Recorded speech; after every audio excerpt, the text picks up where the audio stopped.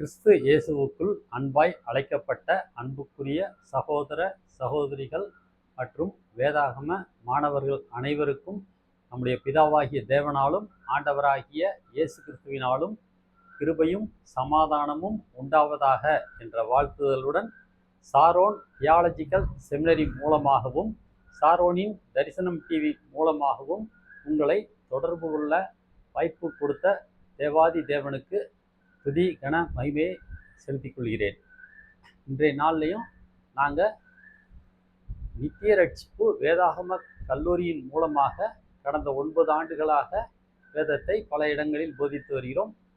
எங்களுக்கு வாய்ப்பு கொடுத்த சாரோன் தியாலஜிக்கல் செமினரிக்கு நன்றி செலுத்துகிறேன்.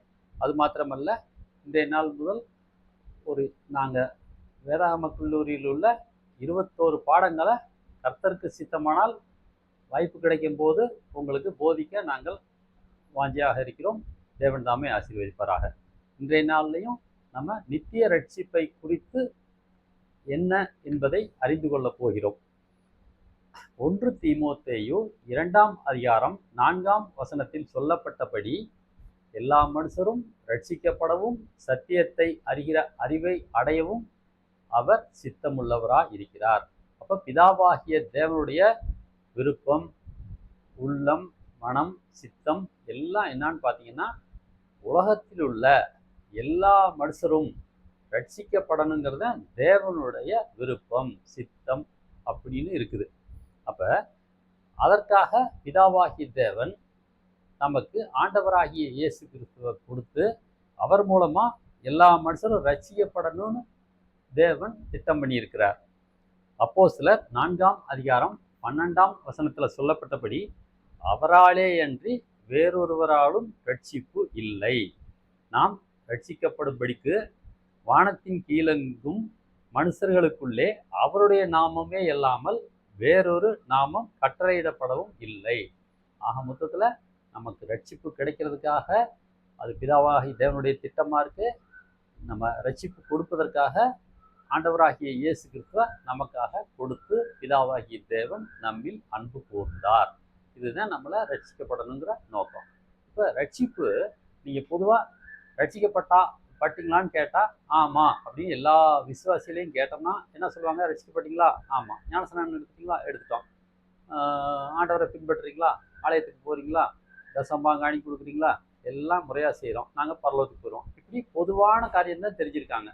ஆனால் ரட்சிப்புனா என்ன, பெற்றுக்கொண்ட ரட்சிப்பு என்ன அப்படின்னு பார்க்கையில ரட்சிப்பு 3 வகையாக பிரிக்கலாம். அதாவது பொதுவான ரட்சிப்பு. இப்போ பொதுவான ரட்சிப்பு என்னன்னா, யூதா 3ஆம் வசனத்தில் சொல்லப்பட்டபடி, யூதா நிருபத்தில் 3ஆம் வசனத்தில் சொல்லப்பட்டபடி, பிரியமானவர்களே, பொதுவான ரட்சிப்பை குறித்து உங்களுக்கு எழுதும்படி நான் மிகவும் கருத்துள்ளவனாய் இருக்கையில் பரிசுத்தவான்களுக்கு ஒரு விசை ஒப்பு கொடுக்கப்பட்ட விசுவாசத்திற்காக நீங்கள் தைரியமாய் போராட வேண்டும் என்று உங்களுக்கு எழுதி உணர்த்துவது எனக்கு அவசியமாய் கண்டது. அப்போ பொதுவான ரட்சிப்புன்னு ஒரு ரட்சிப்பு குறித்து வேதத்தில் சொல்லப்பட்டிருக்கு. அது என்ன பொதுவான ரட்சிப்பு? எபேசியர் 2ஆம் அதிகாரம் 8ஆம் வசனத்தின்படி கிருபையினாலே விசுவாசத்தை கொண்டு ரட்சிக்கப்பட்டீர்கள். இது உங்களாலே உண்டானதல்ல, இது தேவனுடைய ஈவு. அப்போ ஆண்டவராகிய இயேசு கிறிஸ்துவும் பிதாவாகிய தேவனும் நமக்கு ஈவா அவங்களுடைய கிருபையினால நம்ம விசுவாசித்து ஏற்றுக்கொண்டனால நம்ம ரட்சிக்கப்பட்டோம் அப்படின்னு தெளிவாக இந்த வசனத்தில் சொல்லப்பட்டிருக்கு. இப்போ ரட்சிக்கப்பட்டீங்களான்னு கேட்டால் என்ன சொல்லுவோம்? ரட்சிக்கப்பட்டோம்னு சொல்லுவோம். எப்படி ரட்சிக்கப்பட்டீங்க? கிருபையினால விசுவாசத்தை கொண்டு ரட்சிக்கப்பட்டோம், தேவனுடைய கிருபையினால ரட்சிக்கப்பட்டோம் அப்படின்னு நம்ம சொல்லுவோம். இப்போ அதுக்கு நம்ம என்ன பண்ணி ரட்சிக்கப்பட்டோம்? சத்திய வசனத்தை கேட்டு ரோமர் 10ஆம் அதிகாரம் 9ஆம் வசனம் 10ஆம் வசனத்தில் சொல்லப்பட்டபடி என்னவென்றால், கர்த்தராகிய இயேசு கிறிஸ்துவை நீ உன் வாயினாலே அறிக்கையிட்டு தேவன் அவரை மரித்தோரிலிருந்து எழுப்பினார் என்று உன் இருதயத்தில் விசுவாசித்தால் ரட்சிக்கப்படுவாய். என்ன பண்ணணும் ரட்சிக்கப்படுறதுக்கு? ஆண்டவராகிய இயேசு கிறிஸ்து நமக்காக மரித்தார், அடக்கம் பண்ணப்பட்டார், 3ஆம் நாள் உயிர்த்தெழுந்தார் அப்படின்னு நமக்கு சுவிசேஷம் சொல்லி நம்மளை யாராவது நடத்திருப்பாங்க ஆண்டவருடைய கிருபையினால. அதை நம்ம விசுவாசித்து ஏற்றுக்கொண்டு அதை நம்ம அறிக்கை செய்து நம்ம ஏற்றுக்கொள்ளும் போது நம்ம ரட்சிக்கப்பட்டோம். நீதி உண்டாக இருதயத்தில் விசுவாசிக்கப்படும், ரட்சிப்பு உண்டாக வாயினாலே அறிக்கை பண்ணப்படும். அப்ப நம்ம வாயினால அறிக்கை செய்து ஏற்றுக்கொண்டனால ஆண்டவராய் இயேசு கிறிஸ்து நமக்காக மரித்தார், அடக்கம் பண்ணப்பட்டார், 3ஆம் நாள் உயிர்த்தெழுந்தாருங்கிற காரியங்களை நம்ம ஏற்றுக்கொண்டு விசுவாசித்து நம்ம வாயினால அறிக்கையிட்டு ரட்சிக்கப்பட்டோம். இதுதான் பொதுவான ரட்சிப்பு. எபேசியர் 1ஆம் அதிகாரம் 13ஆம் வசனத்துல சொல்லப்பட்டபடி நீங்களும் உங்கள் ரட்சிப்பின் சுவிசேஷமாகிய சத்திய வசனத்தை கேட்டு விசுவாசிகளான போது வாக்குத்தத்தம் பண்ணப்பட்ட பரிசுத்த ஆவியால் அவருக்குள் முத்திரை போடப்பட்டீர்கள். அப்ப ரட்சிக்கப்பட்டதும் நமக்கு வாக்குத்தத்தம் பண்ணபடியே பரிசுத்த ஆவியினால முத்திரை போட்டு நம்மளை ஆண்டவராகிய இயேசு கிறிஸ்துவும் பிதாவாகிய தேவனும் அவருடைய பிதாவாகிய தேவனுடைய பிள்ளைகளாகும்படி நம்மளை ஏற்றுக்கொண்டார். 1 பேதுரு 1ஆம் அதிகாரம் 4ஆம் வசனத்துல சொல்லப்பட்டபடி அவர் இயேசு கிறிஸ்து மரித்தோரிலிருந்து எழுந்ததினாலே அழியாததும் மாசற்றதும் வாடாததுமாகிய சுதந்திரத்திற்கு ஏதுவாக ஜீவனுள்ள நம்பிக்கை உண்டாகும்படி தமது மிகுந்த இரக்கத்தின்படியே நம்மை மறுபடியும் ஜெனிப்பித்தார். அப்ப ரட்சிக்கப்பட்ட உடனே ஆண்டவருக்குள்ள மறுபடியும் பிறந்திருக்கிறோம். இதுதான் பொதுவான ரட்சிப்பு. அது மாத்திரமல்ல, யோவான் 1ஆம் அதிகாரம் 12ஆம் வசனம் 13ஆம் வசனத்துல சொல்லப்பட்டபடி அவருடைய நாமத்தின் மேல் விசுவாசம் உள்ளவர்களாய் அவரை ஏற்றுக்கொண்டவர்கள் எத்தனை பேர்களோ அத்தனை பேர்களும் தேவனுடைய பிள்ளைகளாகும்படி அவர்களுக்கு அதிகாரம் கொடுத்தார். அப்ப யாரு என்ன அதிகாரம் கொடுத்தாங்க? நம்ம ஆண்டவராகிய இயேசு கிறிஸ்துவை ஏற்றுக்கொண்டதுனால பிதாவாகிய தேவன் அவருடைய பிள்ளைகளாகும்படி நமக்கு அதிகாரம் கொடுத்திருக்கிறார். இதுதான் பொதுவான ரட்சிப்பினால நமக்கு கிடைத்த பலன். அப்ப நம்ம என்னவாயிட்டோம்? விசுவாசத்தினால ஆண்டவராகிய இயேசு கிறிஸ்து நமக்காக மரித்தார், அடக்கம் பண்ணப்பட்டார், 3ஆம் நாள் உயிர்த்தெழுந்தார் அப்படிங்கிறத ஏற்றுக்கொண்டு விசுவாசித்து வாயினால அறிக்கையிட்டு நம்ம ஏற்றுக்கொண்டனால நம்ம பிதாவாகிய தேவனுடைய பிள்ளைகளாகும்படி நமக்கு அதிகாரம் கொடுத்திருக்கிறாரு. அது மாத்திரமல்ல, அந்த 13ஆம் வசனத்துல, அதாவது யோவான் 1ஆம் அதிகாரம் 13ஆம் வசனத்துல சொல்லப்பட்டபடி அவர்கள் இரத்தத்தினாலாவது மாமிச சித்தத்தினாலாவது புருஷனுடைய சித்தத்தினாலாவது பிறவாமல் தேவனாலே பிறந்தவர்கள். அப்ப நம்ம உலக பிரகாரமாக ஒரு தாய் தகப்பனுக்கு பிறந்திருந்தோம். இருந்தாலும் ஆண்டவராகிய இயேசு கிறிஸ்துவை ஏற்றுக்கொண்ட போது நம்ம ரட்சிக்கப்பட்டு தேவனால புதிதாக புதிய மனுஷனாக நமக்குள்ள புது சிருஷ்டியாக நம்ம பிறந்திருக்கிறோம் அப்படிங்கிறத நம்ம தெரிஞ்சுக்கிட்டோம். அது மட்டும் இல்லை, ரோமர் 8ஆம் அதிகாரம் 15ஆம் வசனத்துல சொல்லப்பட்டபடி அந்தப்படி நீங்கள் திரும்பவும் பயப்படுகிறதற்கு நீங்கள் அடிமைத்தனத்தின் ஆவியை பெறாமல் அப்பா பிதாவே என்று கூப்பிட பண்ணுகிற புத்திர சுவிகாரத்தின் ஆவியை பெற்றீர்கள். அப்ப நம்ம அந்த அளவுக்கு தேவனுடைய பிள்ளைகளாக புத்திர சுவிகாரத்தின் ஆவியை பெற்றிருக்கிறோம். அப்படின்னா நம்ம என்னதுங்க? ஆண்டவருடைய பிள்ளைகள். ஆண்டவருடைய காரியங்கள் எல்லாமே நமக்கு சுதந்திரமா கொடுக்கப்பட்டிருக்கு அப்படிங்கிறத நம்ம உரிமை பாராட்டலாம். அது மாத்திரமல்ல, எப்படி பிறந்தோம்?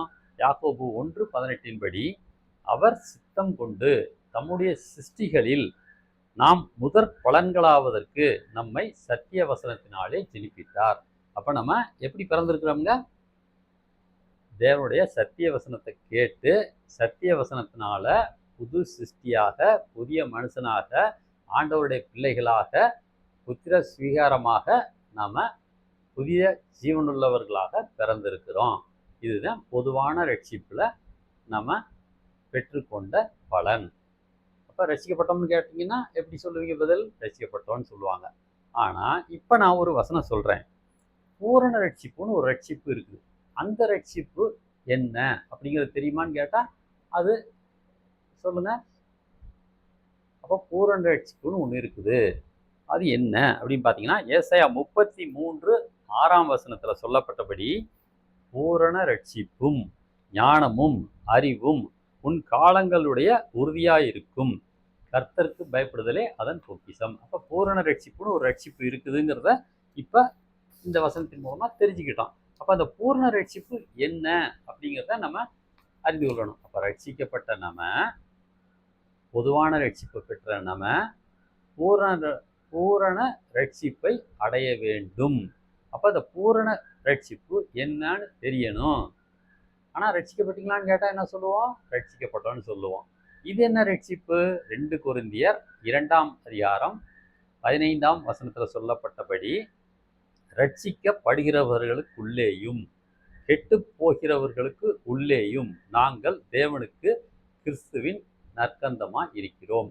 அப்ப இந்த ரட்சிக்கப்படுகிறவர்களுக்குள்ளேயுங்கிற யாரு? இந்த கூட்டத்தார் யாரு? இன்னும் கொஞ்சம் கிளியரா வேணும்னா பிலிப்பியர் 2ஆம் அதிகாரம் 12ஆம் வசனத்துல சொல்லப்பட்டபடி, ஆதலால் எனக்கு பிரியமானவர்களே, நீங்கள் எப்பொழுதும் கீழ்ப்படுகிறபடியே நான் உங்களுக்கு சமீபமா இருக்கும்போது மாத்திரமல்ல, நான் தூரமா இருக்கிற இப்பொழுதும் அதிக பயத்தோடும் நடுக்கத்தோடும் உங்கள் ரட்சிப்பு நிறைவேற பிரயாசப்படுங்கள். அப்ப ரட்சிக்கப்பட்டோங்கிறது பொதுவான ரட்சிப்பு. இப்ப நம்முடைய பெற்றுக்கொண்ட ரட்சிப்பை அது நிறைவேற பிரயாசப்படணும். அப்ப உங்கள் ரட்சிப்பு நிறைவேற பிரயாசப்படணும். இது என்ன ரட்சிப்பு? அது என்ன ரட்சிப்பு நிறைவேற பிரயாசப்படணும்? அதுதான் நிகழ்கால ரட்சிப்பு. அது கடந்த கால ரட்சிப்பு என்பது நாம் விசுவாசத்தினால பொதுவான ரட்சிப்பை பெற்றிருக்கோம். இப்ப நிகழ்காலத்துல ரட்சிக்கப்பட்ட நம்ம பூரணராகும்படி கடந்து போகணும். 1 கொரிந்தியர் 1ஆம் அதிகாரம் 18ஆம் வசனத்துல சொல்லப்பட்டபடி, சிலுவையை பற்றிய உபதேசம் கெட்டு போகிறவர்களுக்கு பைத்தியமா இருக்கிறது, ரட்சிக்கப்படுகிற நமக்கோ தேவ பலனா இருக்கிறது. அப்ப இது என்னது? ரட்சிக்கப்படுகிற நமக்கு இதுதான் நிகழ்கால ரட்சிப்பு. இப்போ பொதுவான ரட்சிப்பை பெற்றுக்கொண்ட நம்ம பூரண ரட்சிப்புல கடந்து போகணும்னா, நம்ம ரட்சிக்கப்படுகிற நமக்கு தேவ பலன் எதுன்னு பார்த்தீங்கன்னா, சிலுவையை பற்றிய உபதேசம். பாருங்க, இன்னொரு வாசிக்கிறேன். 1 கொரிந்தியர் 1:18 சொல்லப்பட்டபடி, சிலுவையை பற்றிய உபதேசம் கெட்டு போகிறவர்களுக்கு பைத்தியமா இருக்கிறது, ரட்சிக்கப்படுகிற நமக்கோ தேவ பலன். இப்ப ரட்சிக்கப்படுகிறவர்கள் யாரு, ரட்சிக்கப்பட்டவர்கள் யாருங்கிற டிஃப்ரென்ஸ் புரியுதா? அது பொதுவான ரட்சிப்பு. இப்ப பெற்றுக்கொண்ட ரட்சிப்புல பூரணம் அடைகிறதுக்காக நமக்கு ரட்சிக்கப்படுகிற நமக்கு தேவ பலன். அது எது தேவ பலன்? சிலுவையை பற்றிய உபதேசம் தான் நமக்கு தேவ பலன். அப்ப சுவிசேஷத்தை கேட்டு ரட்சிக்கப்பட்டோம், உபதேசத்தை கேட்டு ரட்சிக்கப்படுகிறோம். அதுதான் தேவ பலன். இப்போ சுவிசேஷத்துக்கும் உபதேசத்துக்கும் வித்தியாசம் அறியணும். அதை காலப்போக்கில் சிலுவையை பற்றிய உபதேசம் என்ன அப்படிங்கிறத நம்ம தெளிவாக அது தனியாக ஒரு பாடமாக நம்ம பார்க்கலாம். ஆக மொத்தத்தில் சுவிசேஷம் வேற, உபதேசம் வேற. சிலுவையை பற்றிய சுவிசேஷம் வேற, சிலுவையை பற்றிய உபதேசம் வேற. அப்போ நமக்காக மரித்தார், அடக்கம் பண்ணப்பட்டார், 3ஆம் நாள் உயிர்த்தெழுந்தாருங்கிறது சுவிசேஷம். அப்போ இந்த உபதேசம் என்னது? அப்போ சிலுவையை பற்றிய உபதேசம் என்னன்னு பார்த்தீங்கன்னா, ஒருவன் என்னை பின்பற்றி வர விரும்பினால் தன்னைத்தான் வெறுத்து தன் சிலுவையை எடுத்துக்கொண்டு அனுதினமும் என்னை பின்பற்ற கடவன். அப்போ தன் சிலுவையை எடுத்துக்கிட்டு நம்ம அனுதினமும் ஆண்டவரை பின்பற்றணுங்கிற இந்த சிலுவை என்ன, இந்த சிலுவையை பற்றிய உபதேசம் என்னங்கிறத அடுத்த ஒரு காரியத்தில் பார்க்கலாம். ஆனால் ரட்சிக்கப்படுகிற நமக்கு அந்த சிலுவையை பற்றிய உபதேசம் தான் தேவ பலன் அப்படிங்கிற காரியத்தை தான் நம்ம இன்னைக்கு தெளிவாக நம்ம புரிஞ்சுக்கிறோம். அடுத்து எபிரேயர் 12ஆம் அதிகாரம் 1ஆம் வசனத்துல சொல்லப்பட்டபடி, ஆகையால் மேகம் போன்ற இத்தனை திறனான சாட்சிகள் நம்மை சூழ்ந்து கொண்டிருக்க, பாரமான யாவற்றையும் நம்மை சுற்றி நெருங்கி நிற்கிற பாவத்தையும் தள்ளிவிட்டு, விசுவாசத்தை துவக்குகிறவரும் முடிக்கிறவருமாயிருக்கிற இயேசுவை நோக்கி நமக்கு நியமித்திருக்கிற ஓட்டத்தில் பொறுமையோடு ஓடக்கடவோம்.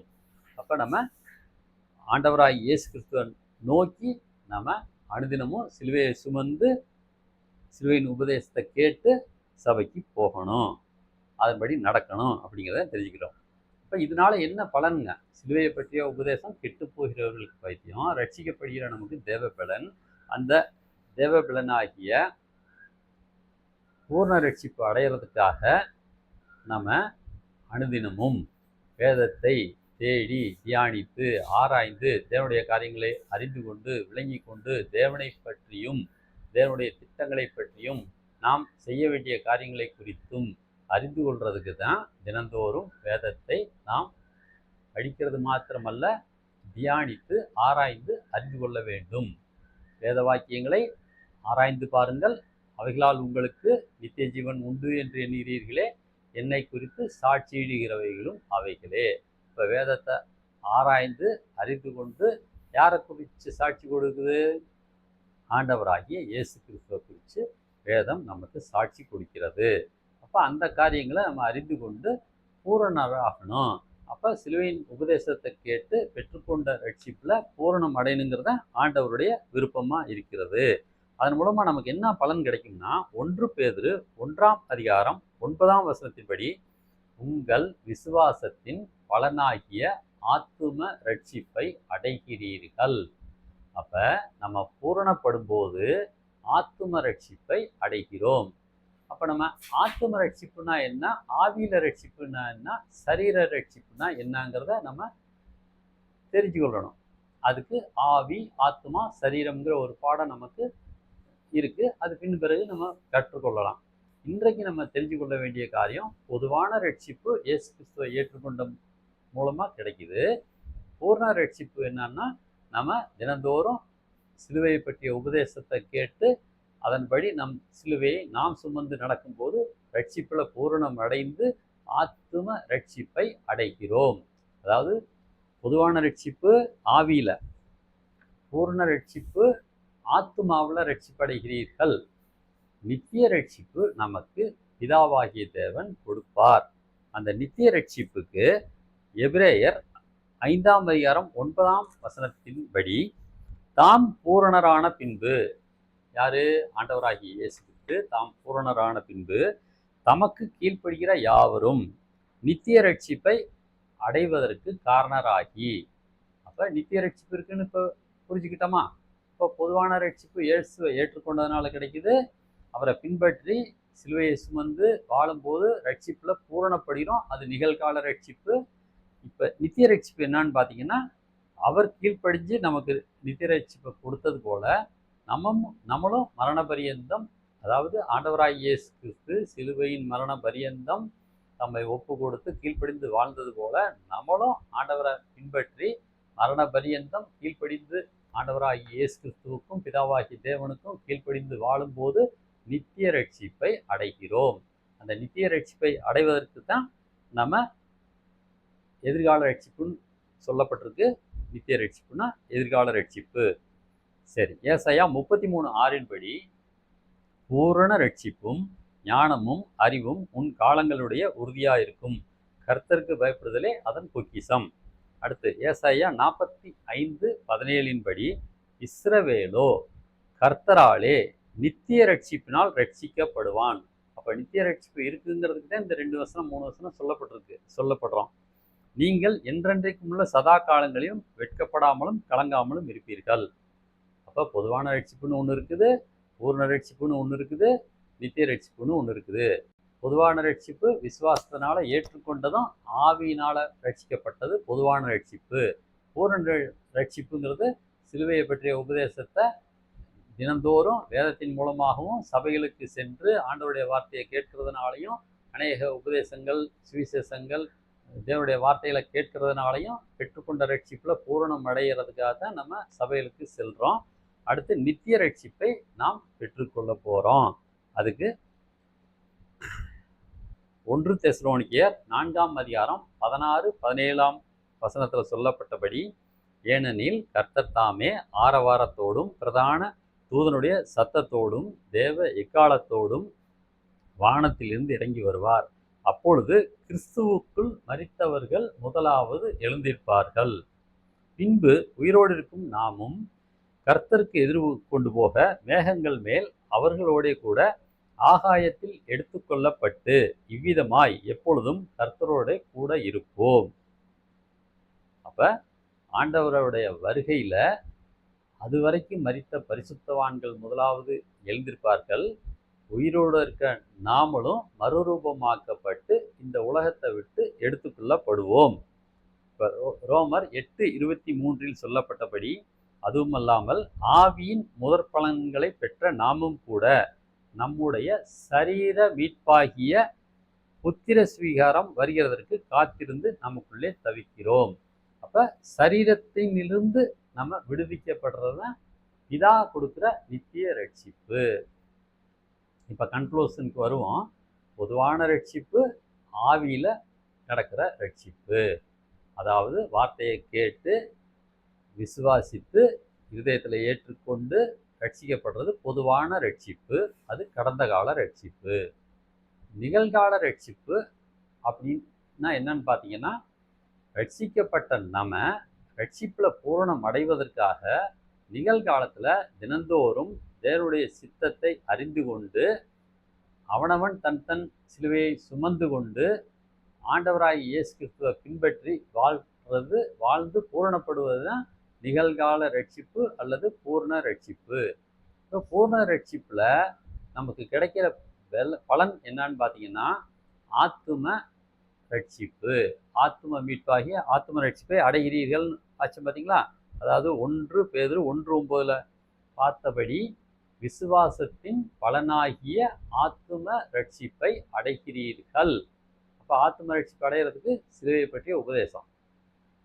இப்படி நம்ம பூர்ணராக ஆண்டவருக்கு பிரியமாக வாழ்ந்து மரித்தாலும் ஆண்டவருடைய வருகையில எடுத்துக்கொள்ளப்படுவோம். அதுதான் நித்திய ரட்சிப்பு. அப்ப ஆண்டவராகிய இயேசு கிறிஸ்து இதுவரைக்கும் நமக்கு கொடுத்தது என்னன்னு பார்த்தீங்கன்னா, பொதுவான ரட்சிப்பு. அது என்னன்னா, பாவ தண்டனையிலிருந்து ரட்சிப்பு. இதுதான் பாயிண்ட். பொதுவான ரட்சிப்பு என்னதுங்க? இது வரைக்கும் ரட்சிக்கப்படுற வரைக்கும் நாம் செய்த பாவங்களுக்குரிய தண்டனையிலிருந்து விடுதலை கொடுப்பது தான் பொதுவான ரட்சிப்பு. அப்ப ரட்சிக்கப்பட்ட நம்ம மேற்கொண்டு பாவத்துல விழாம இருக்கிறதுக்கும் பாவத்தை மேற்கொள்றதுக்கும் பரிசுத்த ஆவியானவர் மூலமாக நம்ம பலப்படுத்தி வழி நடத்துறது பரிசுத்த ஆவியானவரின் வேலை. நம்மளை பூரணப்படுத்துறதுக்காகத்தான் நமக்கு பரிசுத்த ஆவியானவர் அருளப்பட்டிருக்கிறாரு. அப்ப பூரணப்பட்ட நம்ம மரித்தால் கூட நித்திய ரட்சிப்பாகிய இந்த பாவ உலகத்தை விட்டு எடுத்துக்கொள்ளப்படுறதுக்கு பேர் தான் நித்திய ரட்சிப்பு. அப்ப இயேசு கொடுக்குற ரட்சிப்புக்கு பேர் என்னதுங்க? பொதுவான ரட்சிப்பு. அதுல என்ன பலன் கிடைக்குது? இதுவரைக்கும் செய்த பாவங்களுக்குரிய தண்டனையிலிருந்து நம்மளை விடுவிக்கிறாரு இயேசு கிறிஸ்து. இனி நாம ரட்சிக்கப்பட்ட நாம பூர்ண ரட்சிப்பு அடையிற வரைக்கும் நம்மளை பாதுகாத்து பாவத்துல இருக்கிற வல்லமையை மேற்கொள்றதுக்கு பரிசுத்த ஆவியானவர் நமக்கு ஒத்தாசையாக இருந்து நம்மளை வழி நடத்துறது. பரிசுத்த ஆவியானவர் நடத்தி நம்மளை பூர்ண ரட்சிப்புல நடத்துறாரு. அப்படி நடத்தப்பட்டு மரித்த பின் கூட நித்திய ரட்சிப்பாகிய பிதாவாகிய தேவனோட போக போறோம். இந்த பாவ உலகத்தை விட்டு பிதாவாகிய தேவன் கொடுக்குற ரட்சிப்பாகிய நித்திய ரட்சிப்பை பெற்றுக்கொண்டு பரலோகத்துக்கு எடுத்துக்கொள்ளப்பட போகிறோம். இதுதான் ரட்சிப்பை குறித்த பாடம். அப்போ இன்னைக்கு ரட்சிப்பை குறித்து நம்ம கற்றுக்கிட்டோம். அடுத்து நம்ம என்ன இருக்கிறோம்னு பார்த்தீங்கன்னா, அடுத்தடுத்து கர்த்தருக்கு சித்தமானால் 21 பாடங்கள் இருக்குது. நான் தலைப்பை சொல்லி என்ன பண்ணணுங்கிறத இன்னைக்கு இன்ட்ரொடக்ஷன் மட்டும் சொல்கிறேன். அடுத்தடுத்து நம்ம கற்றுக்கொள்ளலாம் கர்த்தருக்கு சித்தமானால். நித்திய ரட்சிப்பை குறித்து இன்னைக்கு பார்த்தோம். என்னதுங்க? பொதுவான ரட்சிப்பு, பூர்ண ரட்சிப்பு, நித்திய ரட்சிப்பு. இந்த மூணும் நம்ம புரிஞ்சு கொண்டோம். இப்போ ரசிக்கப்பட்டீங்களான்னு கேட்டால் ரசிக்கப்பட்டோம். ரசிக்கப்படுறவங்களுக்கு தேவைப்படணும் என்னது? அப்போ ரசிக்கப்படுறது யாருன்னா, பொதுவான ரட்சிப்பு பெற்றவங்க பூர்ண ரட்சிப்புக்காகத்தான் நம்ம ஆண்டவருக்குள்ள நடக்கிறோங்கிறது பூர்ண ரட்சிப்பு. இந்த உலகத்தை விட்டு நித்தியமாக தேவனோட போகிற பிதா கொடுக்குற ரட்சிப்பு தான் நித்திய ரட்சிப்பு. ரைட். அடுத்த நம்ம கற்றுக்கொள்ள வேண்டிய பாடம் மனம் திரும்புதல். இப்போ மனம் திரும்புதல்லாம் என்ன அப்படிங்கிறத அடுத்த பாடத்தில் நம்ம கற்றுக்கொள்ளலாம். அடுத்து என்ன பண்ணணும்? கனி கொடுக்கணும். ரசிக்கப்படுறோம், மனம் திரும்பணும், அடுத்து கனி கொடுக்கணும். கனி கொடுத்துட்டு சீசன் அப்படின்னா என்னன்னு நம்ம தெரிஞ்சுக்கணும். மத்தேயு கடைசி அதிகாரம் கடைசி 2 வசனத்தில் சொல்லப்பட்டபடி ஆகையால் நீங்கள் புறப்பட்டு போய் சகல ஜாதிகளையும் சீசராக்கி. ஆண்டவராகிய இயேசு கிறிஸ்து கடைசியா தம்முடைய சீசர்களுக்கு கொடுத்த கட்டளை என்னன்னு பார்த்தீங்கன்னா, நீங்கள் புறப்பட்டு போய் சகல ஜாதிகளையும் ஃபர்ஸ்ட் சீசராக்கி, பிதா குமாரன் பரிசுத்தாவின் நாமத்தினாலே அவர்களுக்கு ஞானஸ்நானம் கொடுத்து, நான் உங்களுக்கு கட்டளையிட்ட யாவையும் அவர்கள் கைக்கொள்ளும்படி உபதேசம் பண்ணுங்கள் அப்படின்னு சொல்லியிருக்கிறார். அதனால இந்த சிலுவையை பற்றிய உபதேசம் என்னான்னு நம்ம தெரிஞ்சுக்கணும். இப்ப ஆண்டவர் என்ன கட்டளையிட்டாரோ அந்த உபதேசங்கள் என்ன, இப்ப ஆண்டவர் சொன்னதை கை கொள்ளும்படி என்ன உபதேசம் பண்ணணுங்கிறதெல்லாம் அந்த உபதேசங்கிற சப்ஜெக்ட்ல நம்ம நல்லா தெரிஞ்சுக்கலாம். ஆக மொத்தத்துல சுவிசேஷம் வேற, உபதேசம் வேற அப்படிங்கிற பாயிண்ட் தான் நம்ம இன்னைக்கு புரிஞ்சுக்கிறோம். அப்ப ரட்சிப்படைஞ்சோம், அடுத்து மனம் திரும்பணும், கனி கொடுக்கிற வாழ்க்கை வாழணும், கனி கொடுக்கிற வாழ்க்கை வாழ்ந்து அதுக்கப்புறம் சீசன் ஆகணும். அப்ப பின்பற்றுகிறவன் சீசன். சீசனுக்குரிய காரியங்கள் 21 காரியங்கள் இருக்கு. இப்போ சீசன்னா யாரு, சீசன் கற்றுக்கொள்ள வேண்டிய காரியம் என்னங்கிறத குறித்து சீசன்கிற பாடத்தில் நம்ம 21 காரியங்களை சீசனை குறித்து நம்ம பார்க்க போகிறோம். அப்போ சீசனாக வாழ்ந்து கிறிஸ்தவன் அப்படிங்கிற நிலைமைக்கு வரணும். நம்ம உலக பிரகாரமாக கிறிஸ்தவர்கள் என்ற பெயர் கிடைக்காது நமக்கு. சீசர்களுக்கு கிறிஸ்தவர்கள் என்ற பெயர் வழங்கலாயிற்று. அந்தியோகியாவில் முதலாக சீசர்களுக்கு கிறிஸ்தவர்கள் என்ற பெயர் வழங்கலாயிற்று. அப்ப சீசனா வாழ்ந்து கிறிஸ்தவன்கிற பேர் எடுக்கணும்.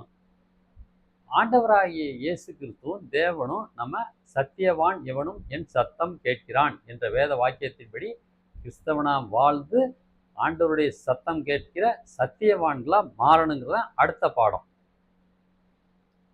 அதுக்கு சுவிசேஷத்தை நல்லா அறிந்து கொண்டு விளங்கி கொண்டு கை கொண்டு வாழணும். அப்ப சுவிசேஷத்தினால என்ன நமக்கு பலன் கிடைச்சது, சுவிசேஷத்தினால என்ன நன்மை கிடைச்சதுங்கிற காரியங்களை சுவிசேஷம்ங்கிற பாடத்துல நம்ம தெளிவா அறிந்து கொள்ளலாம்.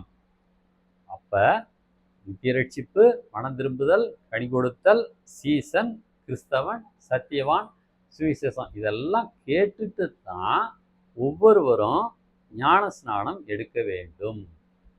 அப்போ ரசிக்கப்பட்டாச்சு, ஞானஸ்நானம் எடுத்தேன், முடிஞ்சு போச்சு அப்படின்னு பொதுவான ஞானஸ்நானம் எடுக்காம நன்கு ஆண்டவராகிய இயேசு கிறிஸ்து என்ன சொன்னாங்க, நீங்கள் புறப்பட்டு போய் சகல ஜாதிகளையும் சீசராக்கி, அதுக்கப்புறம் தான் பிதா குமாரன் பரிசுத்தாவின் நாமத்தில் ஞானஸ்நானம் கொடுக்க சொன்னார். இப்போ ஃபர்ஸ்ட் சீசன்னா ஆண்டவராகிய இயேசு கிறிஸ்துவை பின்பற்றணும், தன் சிலுவை எடுத்துக்கொண்டு பின்பற்றணும். இப்படிப்பட்ட காரியங்கள்லாம் விளங்கினதுக்கு அப்புறம், நல்லா புரிந்து கொண்டதுக்கு அப்புறம் தான் பிதா குமாரன் பரிசுத்தாவின் நாமத்தில் ஞானஸ்நானம் எடுத்து ஞானஸ்நானம் பெறணுங்கிறத நம்ம அறிஞ்சு கொள்ள வேண்டிய காரியம். ஆக மொத்தம் இந்த 7 பாடங்களையும், ஞானஸ்நானம் வரைக்கும் உள்ள 7 பாடங்களையும் நம்ம கற்றுக்கொண்டதுக்கு அப்புறம் இது அது வரைக்கும் உள்ளது பூரா அடிப்படை வேத பாடம் மட்டும்தானே தவிர இது பூரணராகும்படி கடந்து போறதுக்குள்ள பாடம் இல்லை. அப்ப அடிப்படை வேத பாடத்துல நம்ம தெளிவா நம்ம உறுதியா இருக்கணும். அப்ப நம்ம கற்று நிச்சயித்து நிலைத்திருந்து மற்றவர்களுக்கு கற்றுக் கொடுக்கத்தக்கதாக நம்ம நினைச்சிருங்கிறதுக்காக அடிப்படை வேத பாடத்துல நம்ம ஜஸ்ட் தெளிவடையணும். அதுக்கு முதல் 7 பாடங்கள் இருக்குது. அடுத்து 8வது பாடத்துல இருந்து என்னன்னு பாத்தீங்கன்னா, ஆவியினால் நடத்தப்படுதல். அப்ப ஆவியினால் நடத்தப்படுதல்ங்கிற பாடம் இருக்குது. அதுல ஆவியினால் நடக்கிறதுனா எப்படி, மாம்ச சிந்தை மரணம், ஆவியின் சிந்தையோ ஜீவனும் சமாதானம் ஆகும். அப்ப ஆவியினால் நடத்தப்படுறத குறிச்ச பாடம் அடுத்த செட்டு, ஒரு 7 பாடங்கள்ல. அடுத்து சிலுவையை பற்றிய உபதேசத்தை அடுத்துதான் நம்ம கேட்க போறோம். அடுத்து கோதுமை மணி, அதாவது கோதுமை மணி அதுதான் மிகுந்த பலன் கொடுக்கிறது. கோதுமை மணி மண்ணில் விழுந்து செத்ததையாகி மிகுந்த பலனை கொடுக்கும். அப்போ எழுப்புதலுக்காக ஜெபம் பண்ணணும்னு உலகம் பூரா சொல்றாங்க. ஆனால் எழுப்புதல்ங்கிற வார்த்தை வேதத்தில் சொல்லப்படவில்லை. மிகுந்த பலன் கொடுக்கணுங்கிறது தான் வேதத்தில் சொல்லப்பட்ட காரியம். அப்போ கோதுமை மணி மண்ணில் விழுந்து செத்ததையாகி மிகுந்த பலனை கொடுக்கும். அப்போ நம்ம உலகத்துக்கு மரித்து தேவனுக்கென்று பிழைக்கிறவர்களாக நம்ம ஒப்பு கொடுத்து வாழும்போது மிகுந்த பலன் கொடுக்கிறவர்களாக எழுப்புதல் நம் மூலமாக இந்த தேசத்தில் நடக்கத்தக்கதாக வாழணுங்கிறத கோதுமை மணி அப்படிங்கிற பாடத்தோட தலைப்பு. அடுத்து தேவன் யாருங்கிறதுல தெளிவடையணும். ஒன்றான மெய் தேவனாகிய உம்மையும் நீர் அனுப்பினவராகிய இயேசு கிறிஸ்துவையும் அறிவதே நித்திய ஜீவன். இப்போ யோவான் 17:3 சொல்லப்பட்டபடி யார் அறியணுங்க? பிதாவாகிய தேவனையும் ஆண்டவராகிய இயேசு கிறிஸ்துவையும் அறிந்தால்தான் நித்திய ஜீவன். புரியுதுங்களா? அப்போ பிதாவை குறித்து அறியறது ஒரு பாடம், ஆண்டவராகிய இயேசு கிறிஸ்துவை குறித்து அறிந்து கொள்வது இன்னொரு பாடம். அடுத்து பரிசுத்த ஆவியானவர், பரிசுத்த ஆவி, இந்த 2 காரியங்கள் இருக்கு. அப்போ இதுல நமக்கு என்ன தெளிவு இருக்கு? பரிசுத்த ஆவியானவர், பரிசுத்த ஆவி, இந்த 2ஐயும் புரிஞ்சு கொள்ளணும். இப்போ தேவன்கிற தலைப்பின் கீழாக பிதாவாகிய தேவன், ஆண்டவராகிய இயேசு கிறிஸ்து, அடுத்து பரிசுத்த ஆவி பார் பரிசுத்த ஆவியானவர், இந்த காரியங்களை அடுத்து நம்ம தெரிந்து கொள்ள வேண்டும்.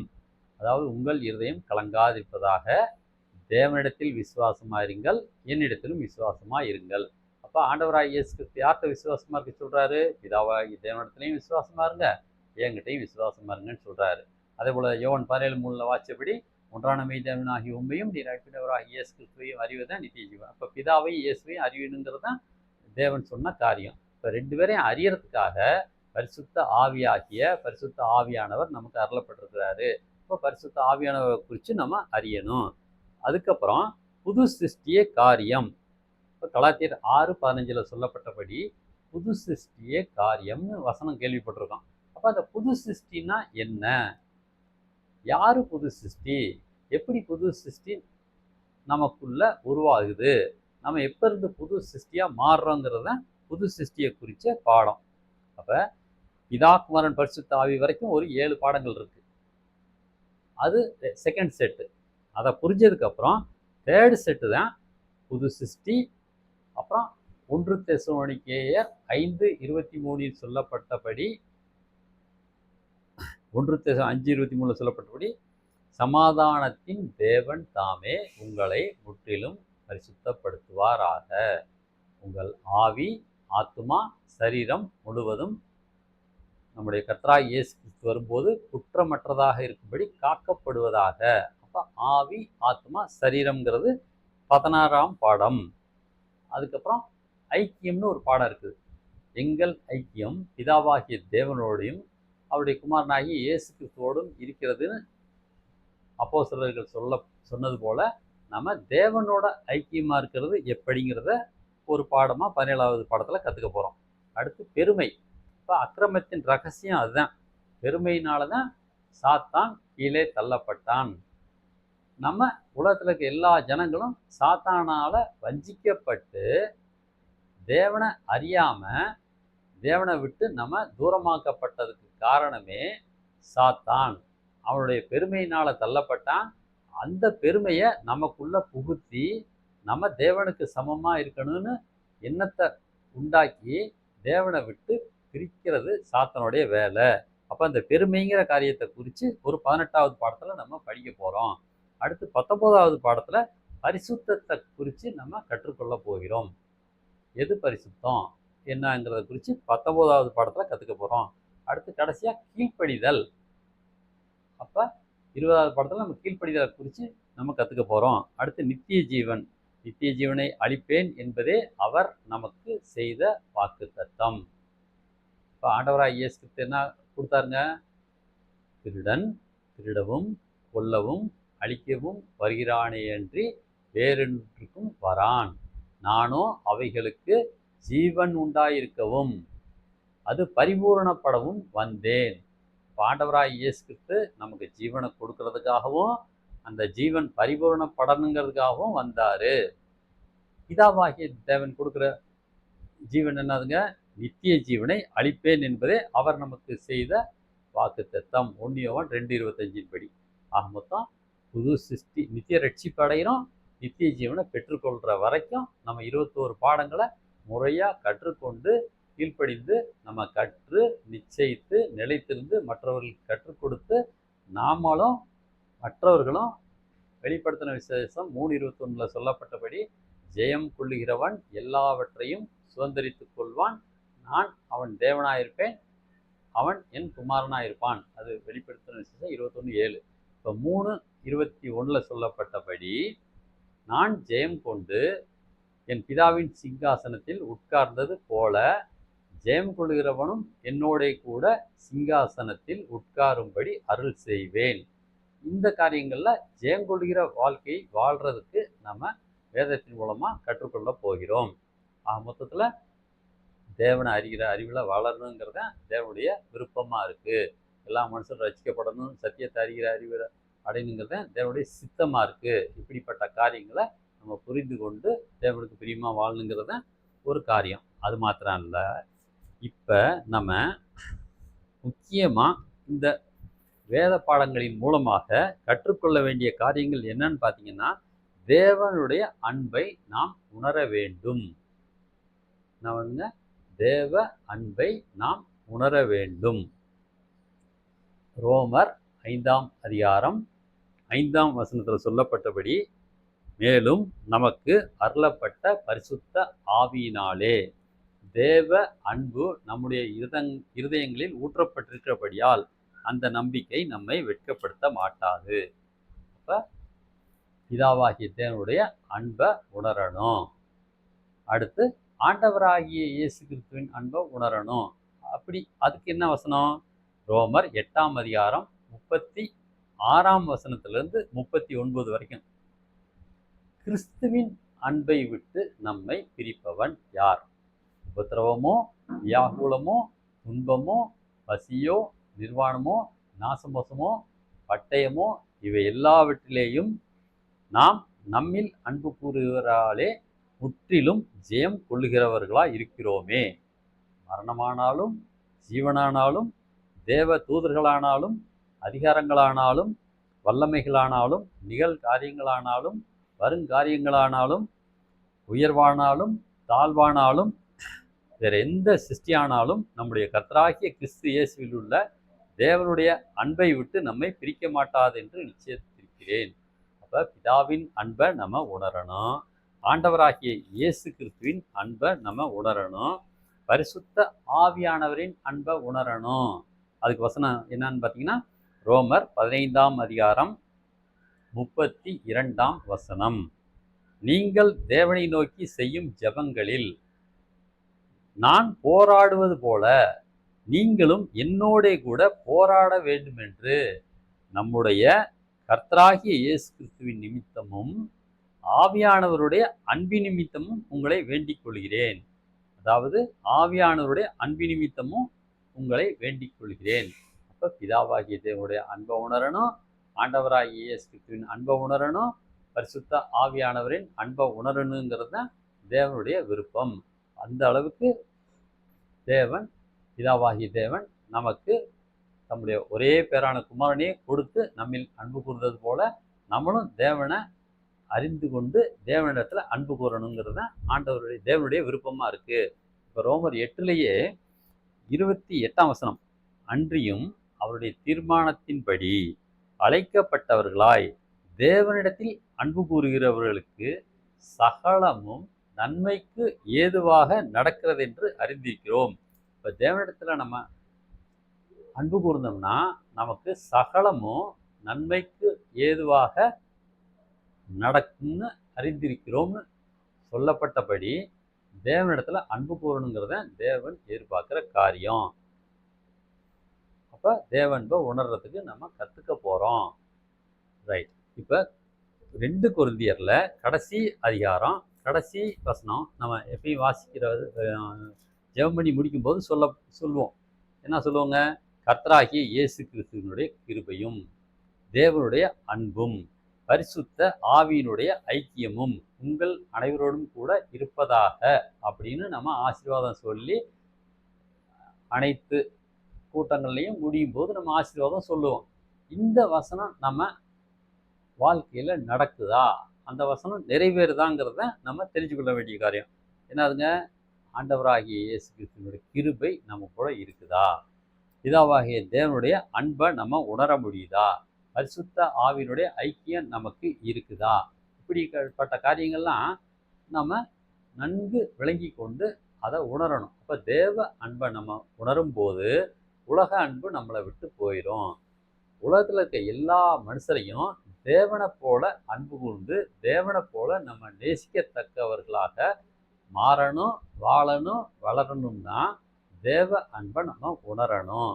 அதுக்காக தான் பிதாவாகிய தேவனுடைய அன்பு, கிறிஸ்துவின் அன்பு, பரிசுத்த ஆவியான அன்பு நமக்கு இருதயத்தில் அருளப்பட்டிருக்கு. இப்படிப்பட்ட காரியங்களை அறிந்து கொண்டு நம்ம வாழணும். அதுக்கு நம்ம கிறிஸ்து இயேசுவின் சிந்தை உங்களில் இருக்க கடவுது என்ற வேத வசனத்தின்படியும், எங்களுக்கோ கிறிஸ்துவின் சிந்தை உண்டா இருக்கிறது என்ற வேத வசனத்தின்படியும் கிறிஸ்து இயேசுவின் சிந்தையை தரித்து கொண்டு கிறிஸ்துவை போல வாழ நாம் நம்மை ஒப்பு கொடுக்க வேண்டும். அதற்கான பயிற்சி தான் இந்த வேதத்தின் மூலமாக நம்ம நித்திய ரட்சிப்பு வேதாகம கல்லூரியின் மூலமாக நாங்கள் கற்றுக் கொடுக்கிறோம். இதை நம்ம நல்லா கற்று நல்லா நிச்சயித்து நிலைத்திருக்கணுங்கிறதுக்காக தான் இந்த வாய்ப்பை நம்ம சாரோன் தியாலஜிக்கல் செமினரி மூலமாகவும் சாரோனின் தரிசனம் டிவி மூலமாகவும் தேவன் நமக்கு அருளியிருக்கிறாரு. கர்த்தருக்கு சித்தமானால் தொடர்ந்து நீங்கள் இந்த காரியங்களில் இணைந்து கற்றுக்கொள்ளுமாறு உங்களை கேட்டுக்கொள்கிறோம். ஒரு ஜெபம் பண்ணி முடிச்சிடலாங்களா? பிதாவாகி தேவனே, ஆண்டவராய் இயேசு கிறிஸ்துவின் நாமத்தில் ஜெபிக்கிறோம் அப்பா. பரிசுத்த ஆவியானவர் மூலமாக நீர் எங்களை போதித்து பாதுகாத்து வழிநடத்தி வருகிற கிருபைக்காக நன்றி செலுத்துகிறோம் அப்பா. இந்த நாளிலும் உங்களுடைய வேதத்தின் மூலமாக நித்திய ரட்சிப்பை குறித்து கற்றுக்கொள்ள செய்த கிருபைகளுக்காக நன்றி செலுத்துகிறோம் அப்பா. பொதுவான ரட்சிப்பு, பூரண ரட்சிப்பு, நித்திய ரட்சிப்பு என்ற 3 காரியங்களையும் நாங்கள் அறிந்து கொண்டதற்காக நன்றி. ஆண்டவராய் இயேசு கிறிஸ்துவின் மூலமாக பொதுவான ரட்சிப்பை பெற்ற நாங்கள் இதுவரை நாங்கள் செய்த பாவங்களுக்குரிய தண்டனையிலிருந்து விடுதலை பெற்ற ரட்சிக்கப்பட்ட நாங்கள் பூர்ண ரட்சிப்படையும்படிக்கு பரிசுத்த ஆவியானவர் எங்களுக்கு கூட இருந்து பலப்படுத்தி வழி நடத்துகிற கிருபைக்காக நன்றி செலுத்துகிறோம் அப்பா. பூர்ண ரட்சிப்பை பெற்றுக்கொண்டு பிதா கொடுக்கிற இந்த உலகத்தை விட்டு, பாவ உலகத்தை விட்டு நித்திய ரட்சிப்பை பெற்றுக்கொள்ள எங்களை தகுதிப்படுத்தும். இதற்கு வாய்ப்பு கொடுத்த தேவாதி தேவனுக்கும் சாரோன் தியாலஜிக்கல் செமினரிக்கும் நன்றியும் வாழ்த்துகளையும் தெரிவித்துக் கொண்டு உங்களுடைய நாமத்தை மகிமைப்படுத்த எங்களை ஒப்பு கொடுத்து ஜெபிக்கிறோம். துதிகன மகிமையாவையும் ஒருவருக்கே செலுத்துகிறோம். இரட்சகரும் மீட்பருமாகிய இயேசு கிறிஸ்துவின் நாமத்தில் ஜெபிக்கிறோம் ஜீவனுள்ள எங்கள் நல்ல பிதாவே. ஆமேன், ஆமேன். தேங்க்யூ. Praise the Lord. கர்த்தர் தாமே உங்கள் அனைவரையும் ஆசீர்வதிப்பாராக. ஆமேன்.